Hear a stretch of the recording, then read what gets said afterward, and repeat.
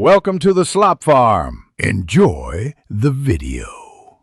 In this video, I will explain how to put oil in your Volvo XC90.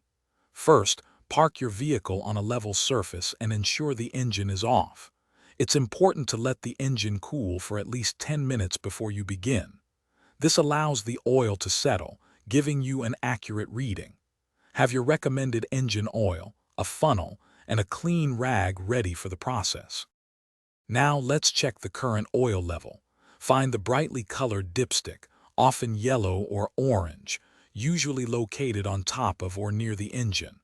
Pull it out completely, wipe it clean with your rag, and then fully reinsert it. After a moment, pull the dipstick out one more time to read the oil level. It should fall between the minimum and maximum marks. If your oil level is low, it's time to add some. Locate the oil filler cap, which typically has an oil can symbol on it. Carefully unscrew this cap and place your funnel securely into the opening to prevent spills. Begin by pouring a small amount of the correct engine oil slowly into the funnel.